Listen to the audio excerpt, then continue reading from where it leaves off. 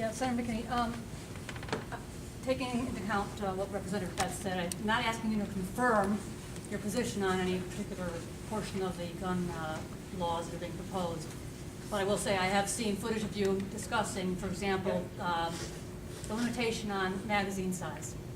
And it's my understanding, based on that you are in favor of restricting that size to 10 rounds. Yes. When all of this discussion started, it's our understanding we're having all these discussions because of what came out of Sandy Hook, what happened there. And the focus has been on the 30-round magazines. And it seems like we went very quickly from a 30-round magazine to discussion of a limitation of 10 rounds. I don't understand the justification for restricting the magazine to 10 rounds. I was at a hearing last week where a person who was, I would say, in the anti-gun camp testified in front of the Public Safety Committee that the 10-round limitation came out of something out of California, which leads me to believe it came out of the Brady group. And we all remember Mr. Brady being shot, and I believe he was shot with a revolver. I doubt it was a 10-round revolver. So I don't understand why 10 is a magic number, first of all. I don't think it has any bearing in anything with regard to school safety or protecting children in school settings. The idea that you're going to somehow increase security by limiting the number of rounds on a gun as if it's going to give an opportunity for someone to rush a shooter, I don't believe is realistic. And finally, you're going to, I don't say you, the legislature, are going to make many of us instant felons with a swipe of a pen if any of that restriction is put into law, that limitation on magazine size is put into law. We will instantaneously be made felons overnight. We'll be made to roll the dice and getting caught, risking whatever penalties come with those laws, or selling our private property out of state at whatever loss. You're going to be taking away private property, essentially. If you're making it illegal to possess it, you're taking away private property and limiting our ability to defend ourselves, not so insignificantly. Look, it's a fair point, and I am on record as saying I would support limiting a magazine size to 10 rounds. Sometimes when we put in legislation, we put in one line, it's a concept, and then you draft the bill later. So there are various versions of a magazine limit bill that I would vote for, and there's versions I wouldn't, for example. And I don't know what the legislature is going to be presented as a final bill. But if there was a bill that said, we're going to limit it to 10 rounds, and we're going to come knock on your door, search your house, and take all the magazines you have that are over 10 rounds, I wouldn't support that. But if we're going to prohibit the sale going forward, I would. And so those are some of the issues that we're looking at. Look, I respect your position, and I know that we're not going to agree, but I'll tell you why I came to that conclusion. And whether you want to say it's emotional or not, it probably is. But there were and there are parents of first grade kids and other school age kids in Sandy Hook whose kids, especially in the first grade, there were kids who ran past the killer in the first grade classroom. And those kids have told their parents and others that he was changing his gun. Now, that's all I know.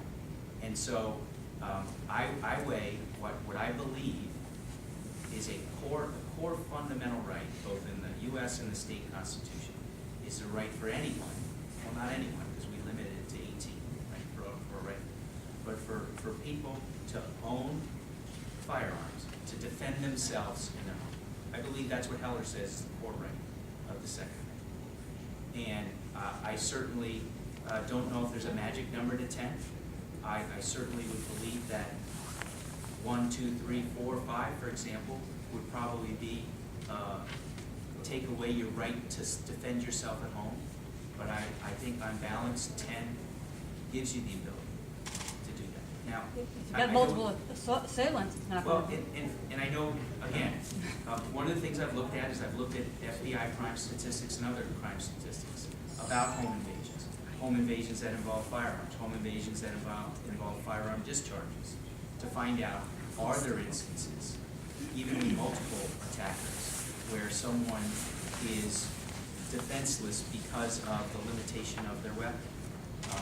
And you know, there's anecdotal evidence, and again, are you asking me, is there a scenario where multiple people can invade your home with enough weaponry that you can be defenseless? That's probably right. I also know of a case where 4 people were in a man's house, I think he was down in Georgia, and with one shot, he got rid of all 4 people. You know, he killed one person and the other 3 ran away. So I'm just saying that's where my decision was coming from. It just seems very arbitrary, and especially in light of some of the information that's being leaked out of the Sandy Hook investigation where... Well, I would just caution you to be careful about believing what the media writes about this. Understood, but a big if what we heard was true, that the murderer was using magazines and basically just shooting 7 rounds out of it and changing clips like the gamers do, what did it matter how many rounds he had then? Can I also just interject at this point and say something that I think a lot of us have forgotten? First of all, there isn't a person in this room or in the legislature that if we had the answer or knew the solution that would prevent that would vote for it. I mean, we obviously would do that. And there isn't a person who's really agonized over what happened in Newtown. What I'm really upset about is the way the media has set all of us up, and you as well, to think that we're going to pass legislation that's actually going to prevent another Newtown situation. That is an unrealistic expectation. Absolutely. Okay, Absolutely. and don't let this polarize people, because we have a lot more in common than we don't. Okay, and I'll give you one of the examples. Is we have all spent a lot of time talking about guns because it's very important. But I'll be doggone, even though Jason was on this, I'll be doggone if I've heard a lot of people talk about what we're going to do about the mental health issue. Right, they Okay, tabled and we it. all agree. Is there anybody that doesn't agree that this person was unbalanced? Okay, and that there obviously were a history of problems? Well, why are we not really rooted in that as a primary? I have the same question. I think the answer is money. Well, I can't get into it, and I really don't want to get into a long debate, but I'd just like to have everybody please keep it in perspective and not be influenced by the media, because it seems like the media wants to go out and say, okay, we're going to be #1 in this country, we'll be the toughest in the world, and therefore what? It's not going to happen again? But I will tell you, again, without knowing what the final product's going to, the legislature is going to vote on something, and something is going to pass. I mean, Right. that's being honest with you. There are people, myself included, who are saying, yes, we're obviously talking about our gun laws, but we also need to be talking about mental health issues.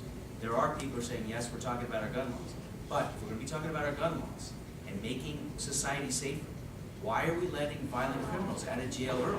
I have the same Okay, question. so, you know, so you may And I not will like be me on this side, submitting- but I think you're gonna like me on that side. So again, is the media talking about that? No. Are the leaks or purported leaks talking about those things? No, but yes, those things are also being talked about. And I think that, What he said, what Representative Betts said, this is a quick point. When he mentioned mental health, everybody sat here basically and said yes.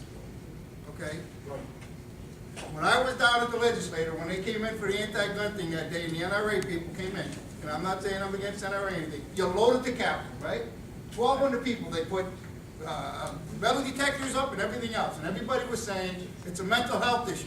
The next day, they had the hearings on the mental health, and none of you were there. Only 100 people showed up instead of 1,200. That's the mistake you made. If it is mental health, which it could be, you should have been there too. Well, look, Yes, I was. That's right. Both that's right. days. In fairness, a lot of people who testified in the gun subcommittee mentioned, don't be talking about guns, talk about mental health. So, and the mental health was held on different Yeah. days. Second day. your The next day. your point's well taken, but you also know, look, it's. But you gotta do it to people, get to the legislators to make them understand you have to be there for the whole thing. It is, You can't but- get half the pot. It is, but it is I don't agree frustrating, with that. it is frustrating, They're here paying attention. there's no perfect system, but the fact that at